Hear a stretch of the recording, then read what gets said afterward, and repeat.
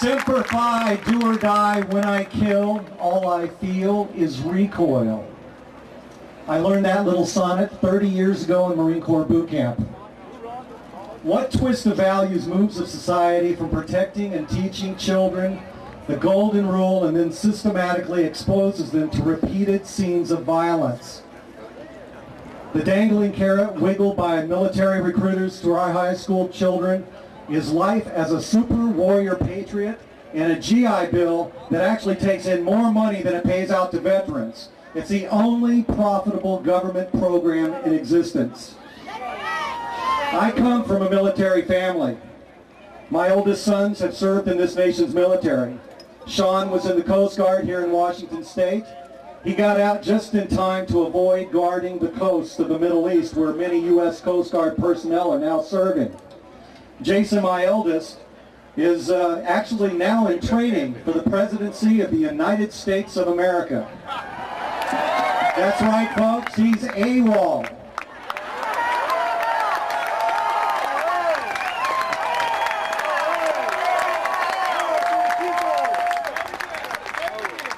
I gotta say, he's got a tough road to hoe ahead. After all, he ain't no senator's son, at least not yet. I was a Marine, as was my dad. He fought in Korea at the Chosin Reservoir, considered the most brutal battle in modern warfare. Over a Thanksgiving weekend in sub-freezing temperatures, Chinese, American, and Korean forces engaged in a brutal battle that took the lives of over 40,000 human beings. That's about 2 September 11ths an hour. I was born less than 2 years after my father took part in that carnage. His souvenirs were depression, isolation, anger, and alcoholism.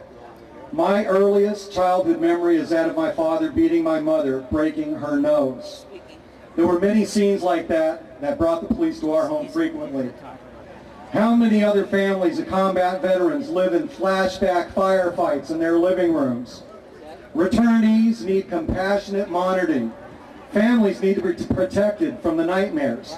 PTSD is real and powerful, and it kills. The oath taken by our military to protect and defend the United States does not commit them to act as a security detail for giant multinational corporations who owe no special allegiance to America, to export jobs overseas and offshore their corporate centers to avoid contributing to the society whose collective resource allowed these vast enterprises to exist. It's hard to notice a beast standing on your feet when it's busy slapping you to death. The most powerful military and economic power in the history of the world was brought to its knees by 19 guys with 69-cent razor blades. Our response philosophy is a $100 billion missile defense system.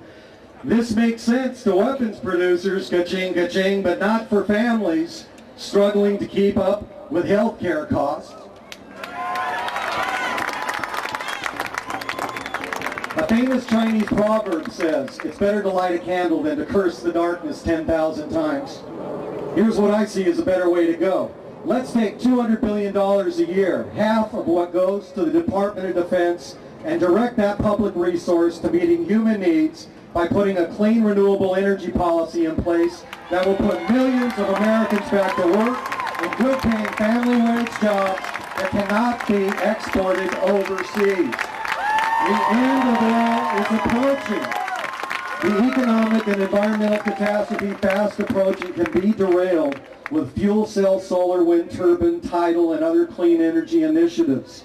It's that simple. Swords to plowshares, protecting the environment, good family wage jobs that cannot be exported, and eliminate the use of our young men and women as a security detail for these wealthy, for-profit, corporate welfare recipients like Hal Burton.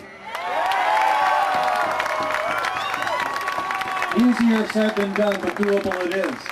Today's politicians are primarily fundraisers for global media conglomerates.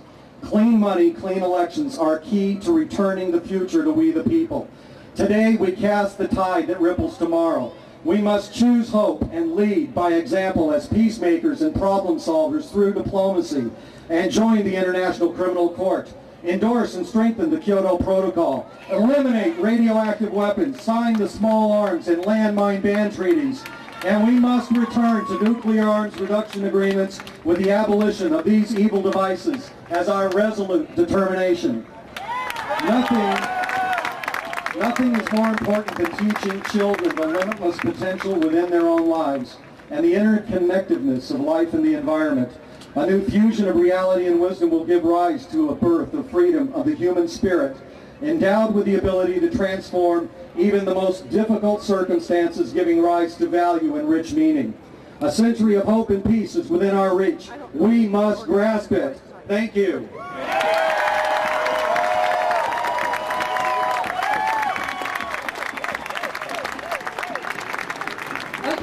One announcement to make. People on the street, the police is getting annoyed with us. This is a peaceful rally. Please, let's try to move in. There is plenty of space back here. I can't get annoyed. That's what we plan for. So please, let's move in. Come on, we don't want any arrests. We're peaceful people. We don't want to look like Bush.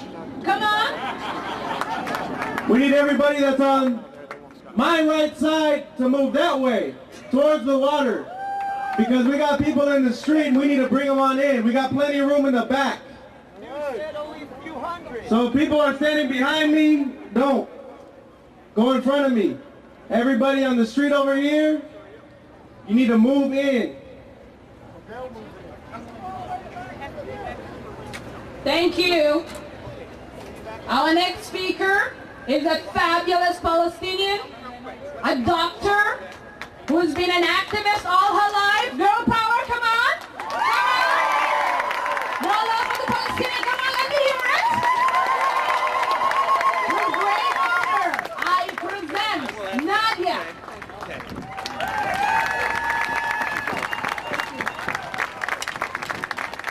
Thank you. Back to the microphone. I want to thank everyone who has come here today to say no to war, but I especially want to thank everyone who has come to say no to occupation, no to war, not just in Iraq, but also in the Philippines, in Afghanistan, in Haiti, in Colombia, and of course in Palestine.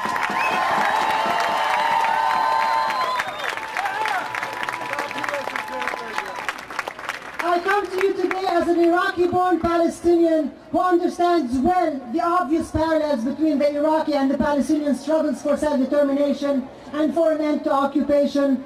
And I want to thank those of you who are here to say no to imperial wars and occupation everywhere. Iraq is merely the latest manifestation of such wars and occupations. That's right. And while March 20th marks the onset of the invasion of Iraq, as we gather here to mobilize against war and colonial occupation, let us also celebrate March 30th, Palestinian Land Day.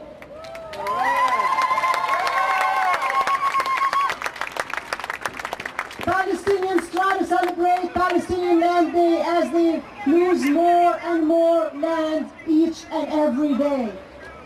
The struggles of Palestine and Iraq are closely intertwined. Iraq and Palestine are both part of a long history of European and US imperialism, military intervention, and control over the Arab world. And the refusal to link between Iraq and Palestine is a refusal to connect the dots. And a refusal to connect the dots is a refusal to learn from history. There cannot be a never again unless we see how these issues are related. That's right.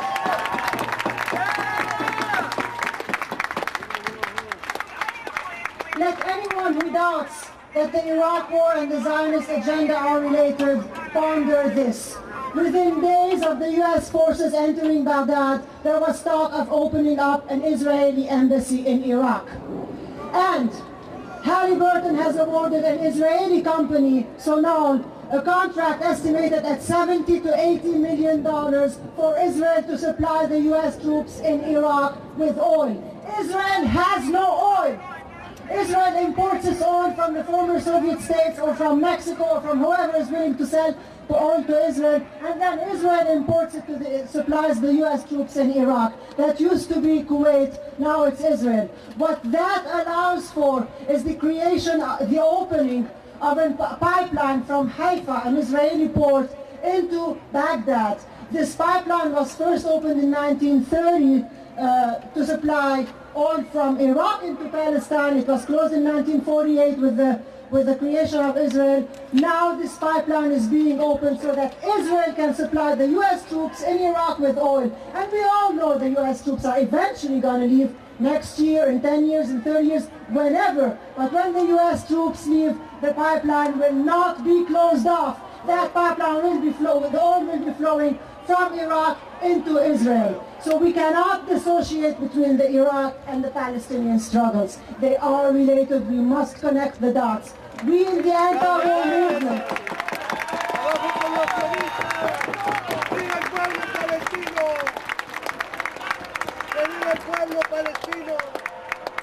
Thank you. I see people are beginning to connect the dots. It took a few decades. A former CIA official said, the reopening of this pipeline is able to solve Israel's energy crisis at a stroke. The same CIA official explains, and I will quote, "It has long been a dream of a powerful section of the people now driving the Bush administration and the war in Iraq to safeguard Israel's energy supply as well as that of the United States." Please remember this and connect the dots as the United States is seriously considering imposing various sanctions on the next strongest anti-Israel Arab states, Syria. These will not be isolated incidents. These are all related, and the anti-war movement must connect the dots because those dots are connected.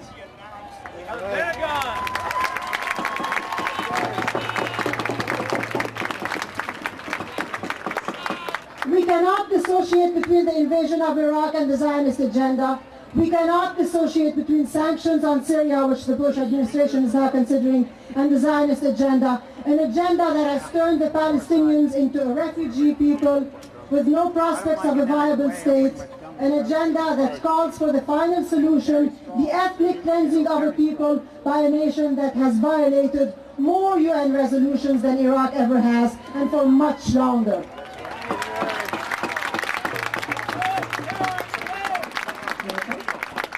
I have one more minute.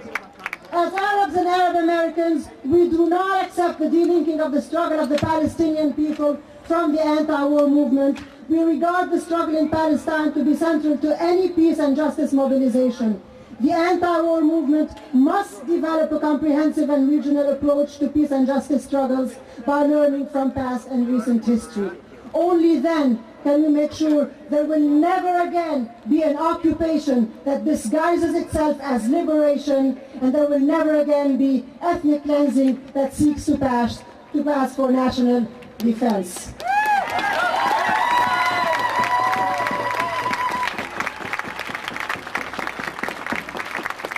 If we never again want to see genocide, we must oppose war and occupation, not just in Iraq and Afghanistan, but also and above all in Palestine.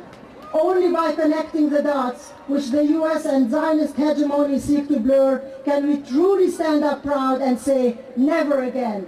Never again, occupation, genocide, and ethnic cleansing, never again. Salam. Thank you. We need to unite with our brother and sister in Afghanistan. We need to unite with our brother and sister from the Arab American community in America, because this war, there is a war here at home and there is a war abroad. As you guys know, after 9/11, there has been a war declared on immigrants, the most vulnerable in us. Through history, we know what this government is capable of.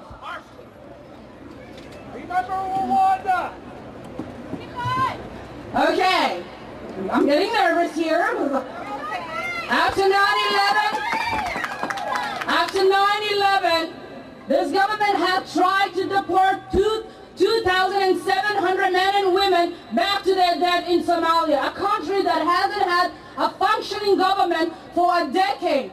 And the justification for this government was the fact that if they had alien on the plane, that plane took off, they saw that as an acceptance. Because the law is very clear. It says you cannot deport an alien that doesn't have an accepting country.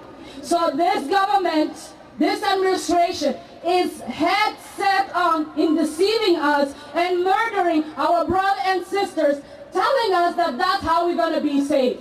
Ahmed Noor, 39 years old, was a working man. Mariam Abdullah was a mother of 3. Nadal Amran was a mother of 5, which they deported their family. And today they're trying to do the same thing to the Hamoui family, who's from Seattle.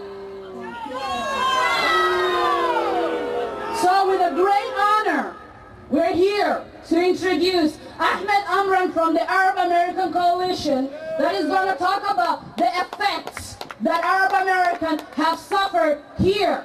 Thank you. Before we go to our next speaker, we just need to make a really important announcement. We've had 3 arrests, and so we need people who are on the right side to try to come in. There's plenty of room in the back. On this side of the street, please come in. All these people that are looking at me over here, don't look at me. Go over this way and come in. Please.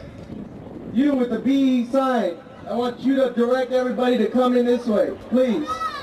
Come on, B. Let's go, B. You tell them.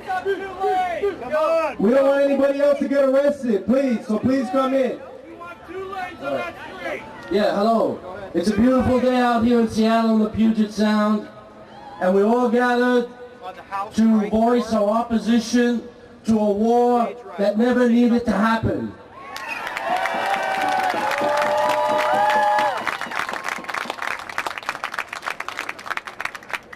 We all know by now that the reasons for the war, the WMDs that never existed, the ties to Al-Qaeda that never existed, the participation of the Iraqi government in the events of 9/11 that were a cooked up reason for the war, that we all know that those were not the reasons. Those were the way they marketed a war to a people in trauma over the events of 9/11. Now we got to ask ourselves a question. We know how they sold the war to the American public. How did they sell the war to the White House? How did they sell the war inside the Pentagon? Why are we not allowed to know the real reasons for the war? Why is there a secret agenda that we are still not privy to? So we are left to ponder what went on in the halls of the Pentagon and in the inner sanctums of the White House. The war was probably, and this might grab somebody as a far-out reason, the war was to appease Bin Laden. And I'll give you the proof of that. A day before Bush landed on the carrier and declared an end to major combat, Donald Rumsfeld was in Saudi Arabia declaring the closure of the bases in Saudi Arabia. That was Osama's #1 demand.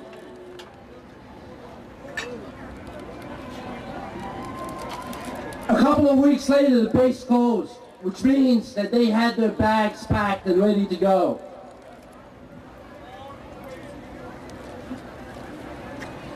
The war gave cover to the United States government to establish an alternative base in Qatar.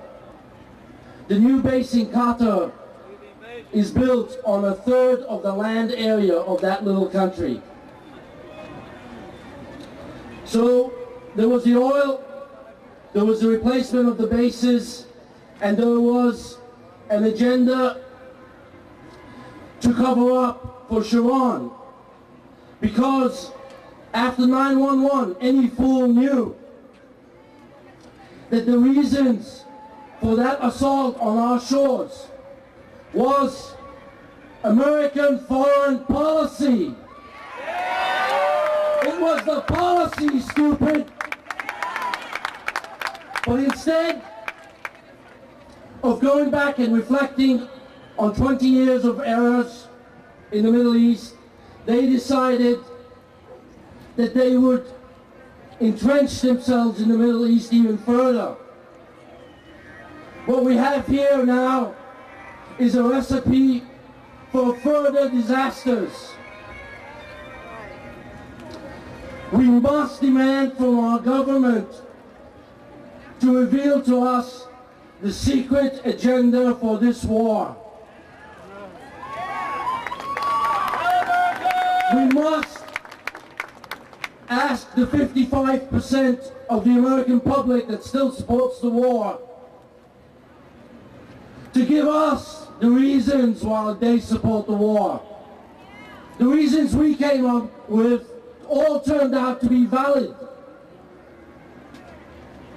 The only barrier between us and the truth right now is a corporate media.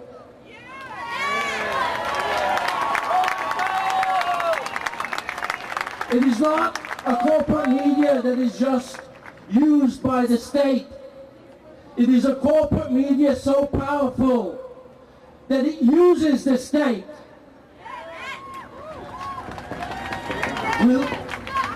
We live in an era of a media-controlled state. Fight the media and demand that they give us a media product that resembles the truth. Thank you.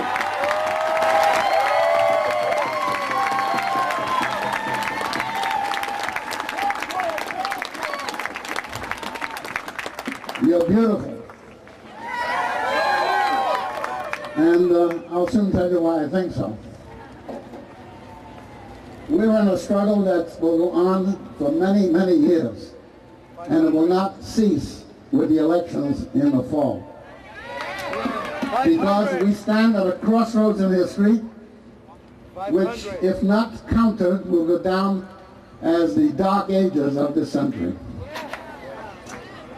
But we have something that they do not have. And we are richer in some regards than they are. Because their riches consist of things and money. And things and money come and go. And for instance, money, when you give it away, you have less of it. But we have something which the more you give of it, the more you have. And that's human love and compassion.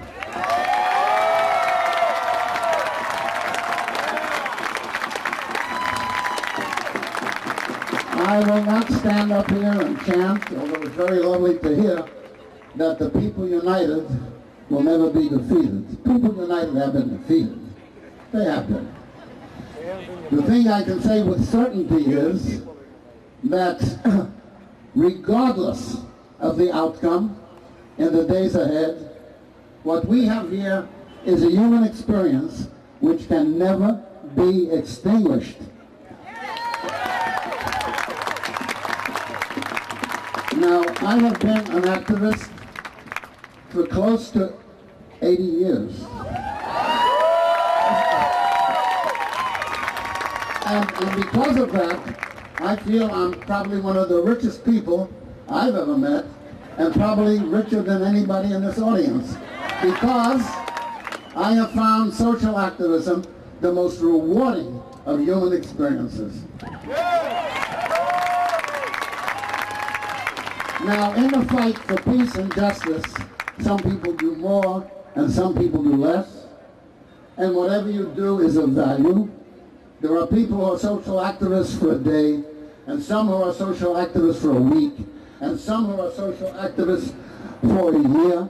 But there are some people who are social activists and remain social activists all through their lives and do not experience that as a sacrifice, but rather as a great way to live.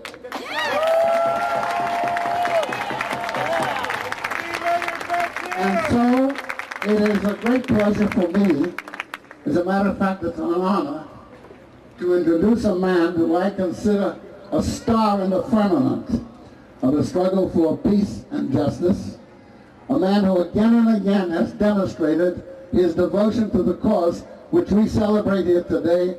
I want to give you my dear friend and comrade in the struggle, Ed Asner.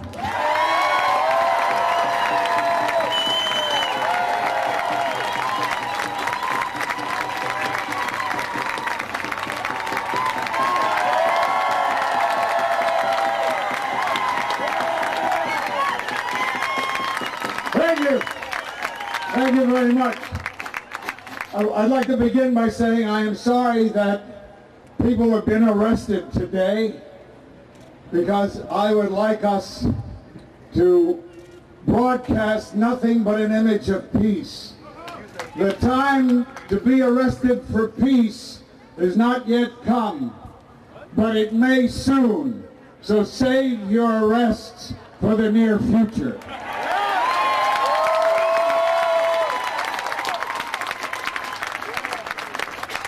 And if that time comes, I hope to God I'm with you.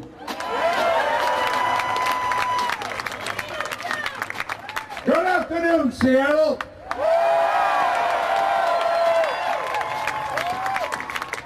And greetings to my fellow patriots.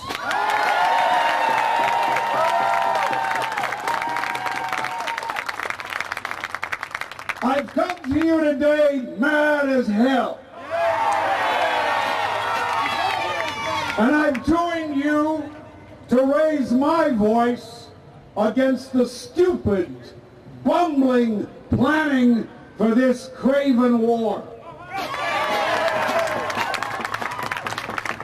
which will shape the future of our nation's sons and daughters. By the way, have you ever noticed how George Bush tries to walk and talk like a gunfighter? In his latest duel, he had a .45 and his opponent had a pea shooter.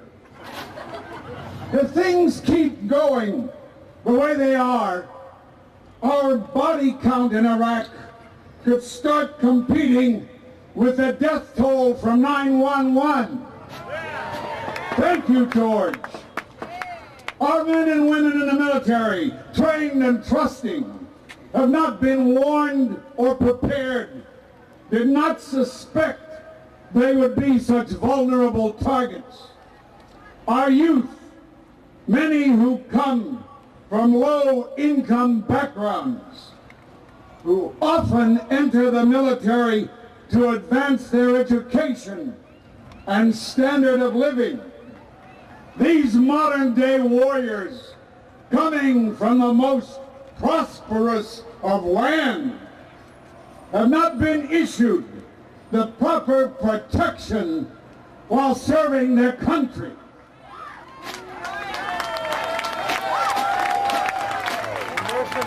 Why? Because our fat cat government chooses to nickel and dime them. Some of you might ask, why choose the military as a way to get ahead? Well, could it be that far too many years our government couldn't be bothered lending a hand to the little guy any other way? Or wasn't interested in finding better ways to invest in the faith, dignity, and loyalty of its citizens, and seems even less inclined to do so now?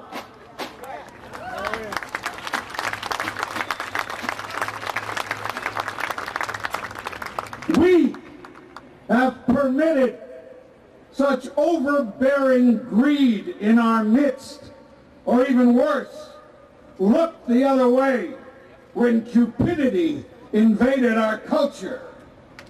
And we are about to pay the piper, because The people always do. The people can't cook the books like the Enrons, the Adelphias, and all the other greedmeisters in our land.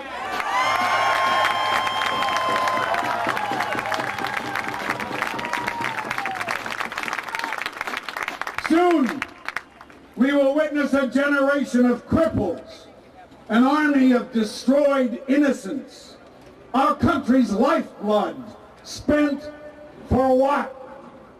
It matters not whether our returning brothers and sisters, neighbors and friends, mothers and fathers, enlisted for idealistic or for desperate reasons.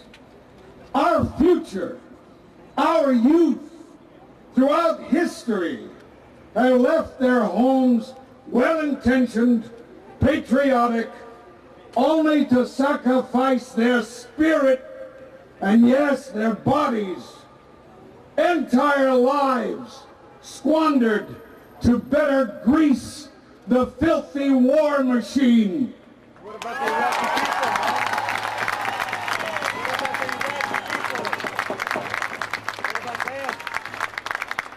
Of the 130,000 U.S. troops in Iraq, some 80,000 still don't have the safest high-tech boron carbide vests. What the hell is going on here?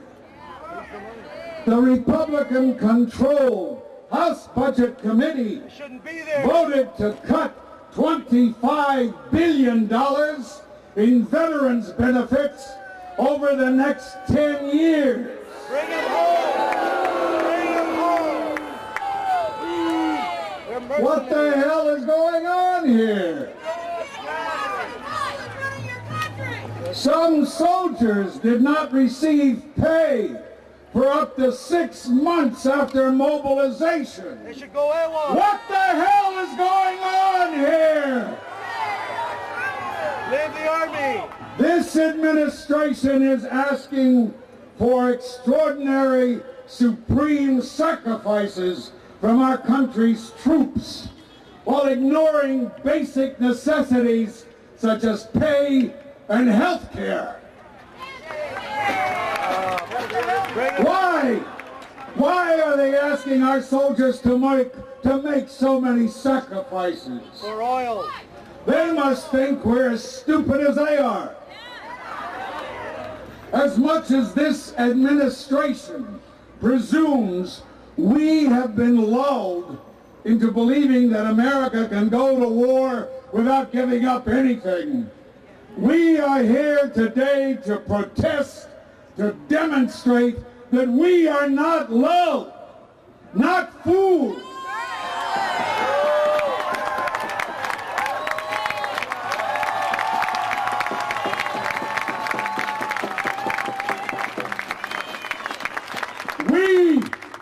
We do not accept this new world economic order where 34 million Americans are living in poverty and 43 million have no health care.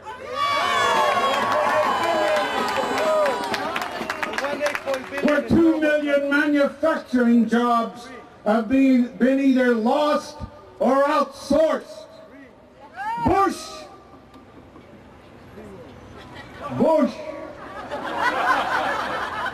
Oh.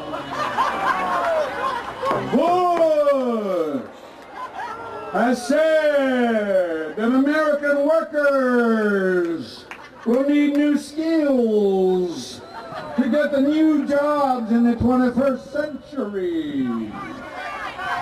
Some of the skills they're going to need are knowledge of Spanish, Chinese, or Korean, because that's where the jobs went.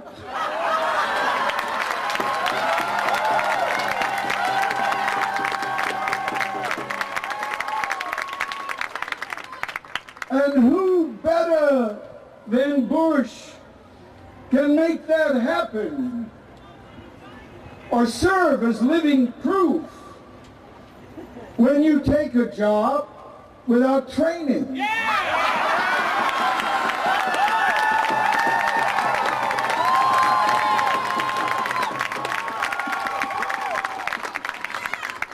Or serve as living proof and show us what a great example he is of fluency in languages.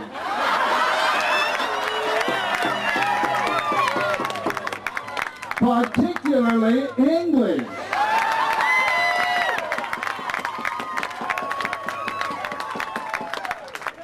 In his annual economic report to Congress, President Bush said that the transfer of American jobs overseas is actually part of a positive transformation that will enrich the U.S. economy over time. So, basically, losing your job to someone else can be a good thing. Of course, we'll see how he feels about that in November.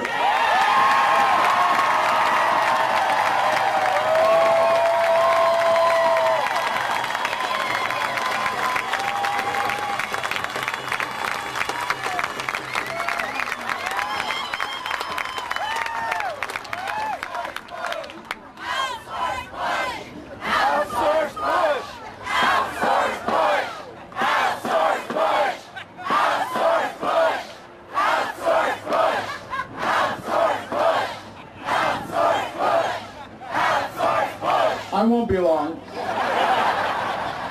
I want to speed the job up of outsourcing. Impeachment now! He says he will be focusing on jobs. I think the one job he's focusing on is his own.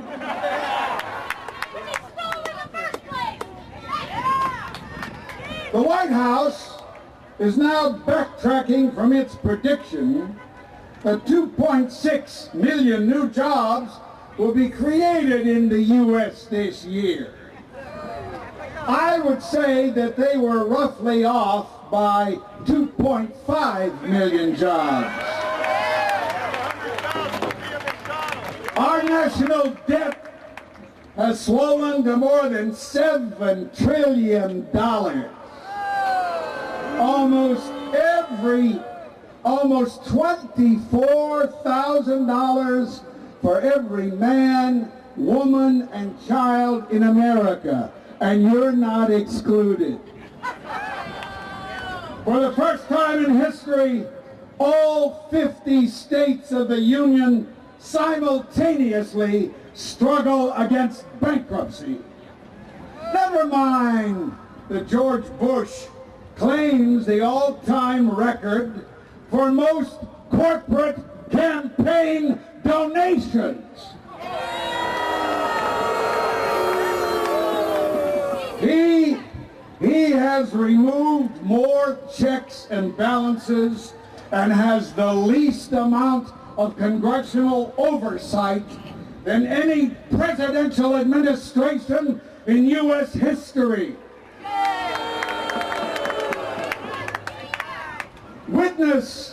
Witness how his toady Medicare people kept the real cost of the new drug bill a third more than estimated from Congress, where it passed the House by only one vote.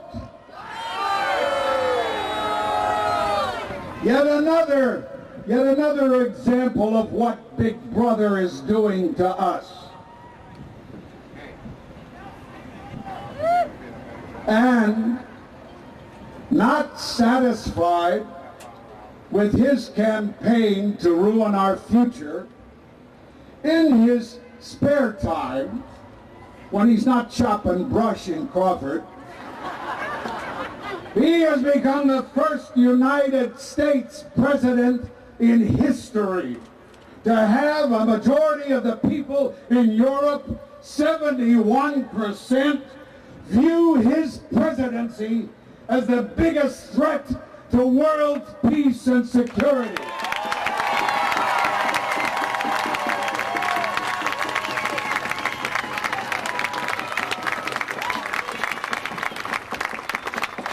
His re-election can only mean more war, or at the very least using the threat of it to dominate and cow the world.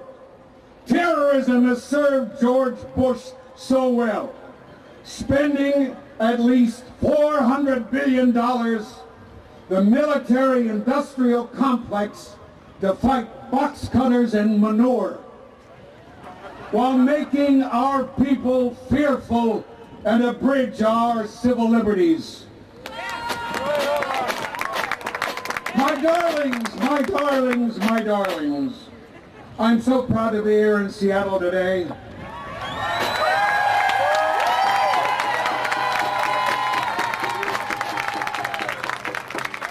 And if I wasn't here, I would have been marching and shouting in LA, but this is so much more exciting to me.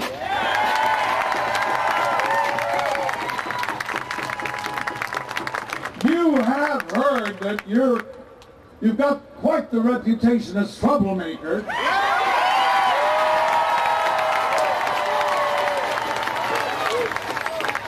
And organizers.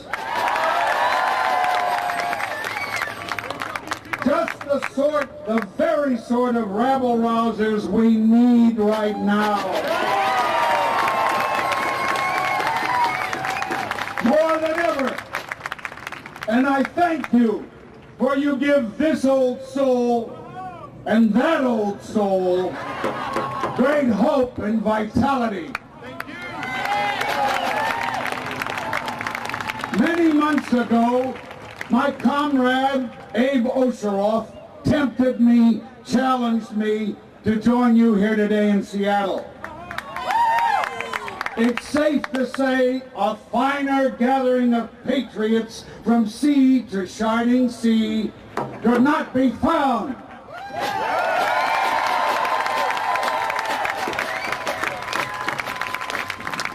And of course, we patriots gather here to urge our country to do what is right rather than what is profitable.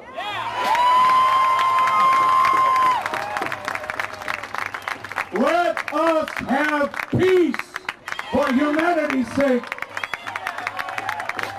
This should be an age of order, not of crime, of morality, not vice, of life, not death. Wars have been glorified in history, but today, shouldn't all our virtuous instincts tell us it is wrong? It's no secret that war is merely organized murder. Shall we execute a man for taking a life and glorify nations for slaughtering thousands? What is the duty of our age? In our homes, in our schools, in our churches, and everywhere. It is our duty to make the coming generation see that peace is grander than war.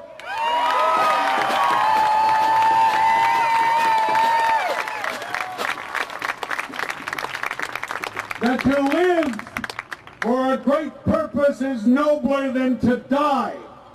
That the development of society is more poetic than flowing blood and frenzied patriotism. The real and lasting victories are those of peace and not of war.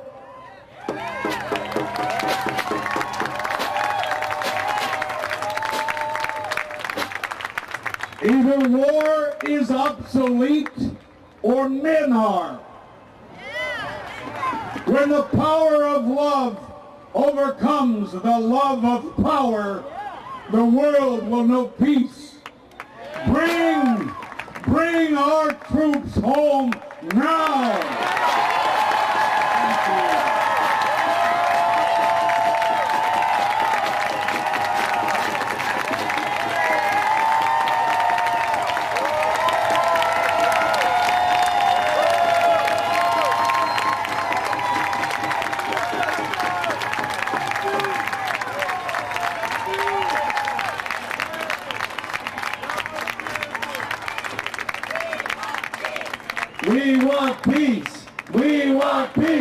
We want peace. We want peace. We want peace. We want peace. We want peace. We want peace. If there was ever a time to get fired up, now's that time. Let's give Ed Asner another round of applause. That was some great and important words on the board.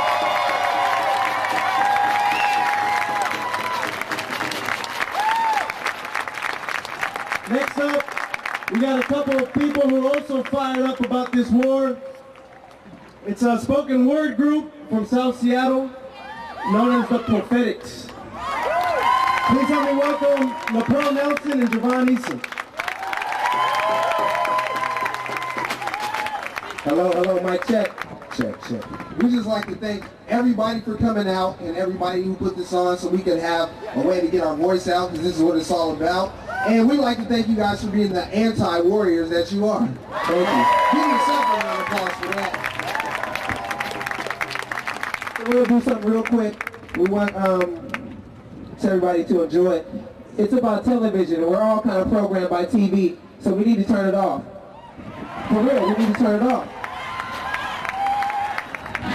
You ain't harder than hard times. They're just talking these hard rhymes, making thug theme music for real hard people's amusement. Times are getting harder. Young kids, they're getting older, faster. Still the system got us working, empowering the master. In White Houses, slaving for labor for manual wages, and at night, going home to our cages to watch television, telling lies to your vision, telling you about what you can't afford. You can't afford to buy into this line anymore. They probably got my phone tapped, watching me through my very own TV, but verily, I barely own my own television, telling lies to your vision, telling you to buy what you can't afford. You can't afford to buy into this line anymore. I speak over these chords, tapping on my laptop keyboards, www.666.com donation. We facing hellfire and damnation. The government fucking us without a condom. Get the picture? Get my picture taken by government say cheese, please. More porridge for these poor kids, governor. While rich kids and senators' kids driving Benzes. Warring over Bugs Daddy while the real orphan Annie ain't got any. I'm walking between Starbucks and Seattle's best. I'm caught in the middle of this coffee war mess.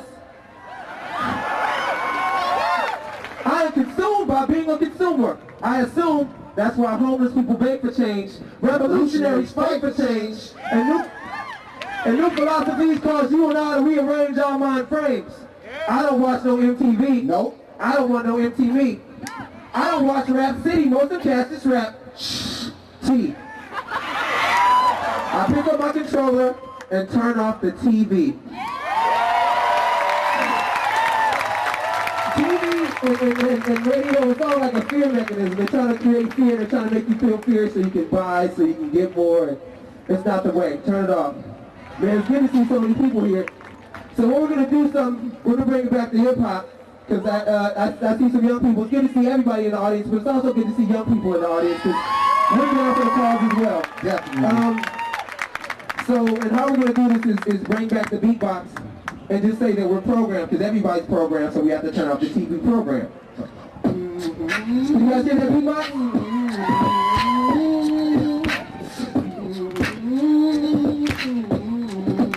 Now, I hate to be that say that we program, residing in a project, selling these anagrams. Stop! Contemplate and listen, just listen. I hate to be that necessarily program, reside in the project, selling these anagrams. Stop. Contemplate and listen, just listen. Now, I hate to be the cat that let the cat about the bag, but somebody's gotta do it. I guess I am that cat. Meow. I am the Cliff, posted in Garfield. Hi, school smoking monstrous. I'm not your ordinary, I'm the ordinary black cat. Cross my path, bad luck like black cats, walk like black cats. Cats, give me a break. Name ain't Kit Kat. I came to spit facts. Long before the bridges are built and burnt down. Further than the laws of Richmond turned down. The story was cast down like Satan never cast down. I know my task now to say that we program. Reside in a project, selling these anagrams. Stop. I still rock the brothers, rock short socks, long shorts, that pose and gold and love. I be lying at the teeth and blowing at the nose. If I said I didn't like those, I'm a walking, living, sometimes lying contradiction. Yes, you bitch. And it's great.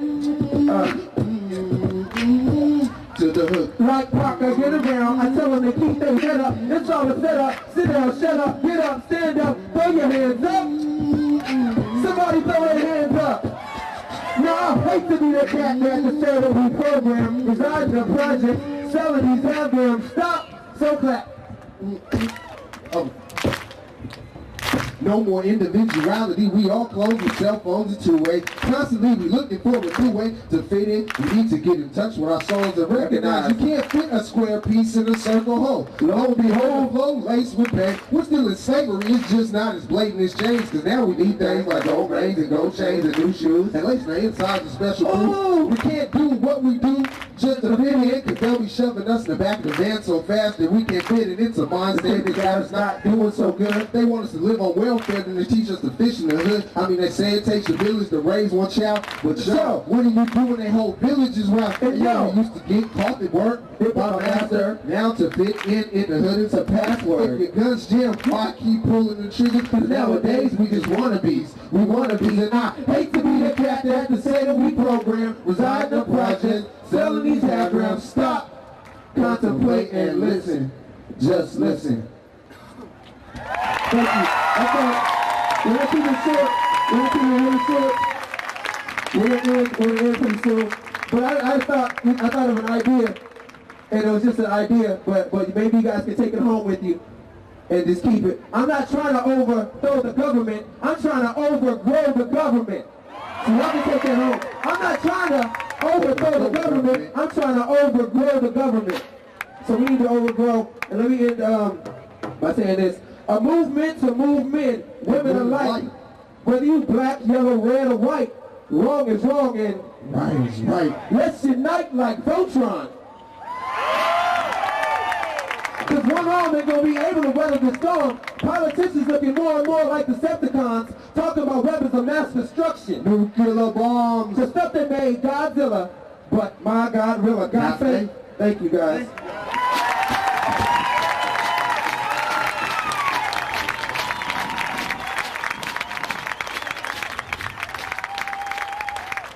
Let's give it up for the Pathetic one more time.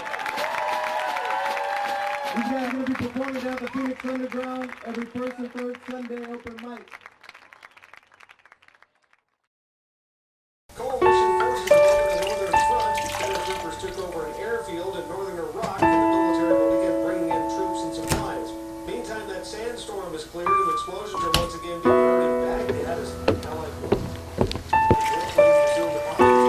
American forces are getting a mixed reception among Iraq's civilian population. Bush and British Prime Minister Tony Blair continuing their summit. Mrs. Evans, may we come in for a moment?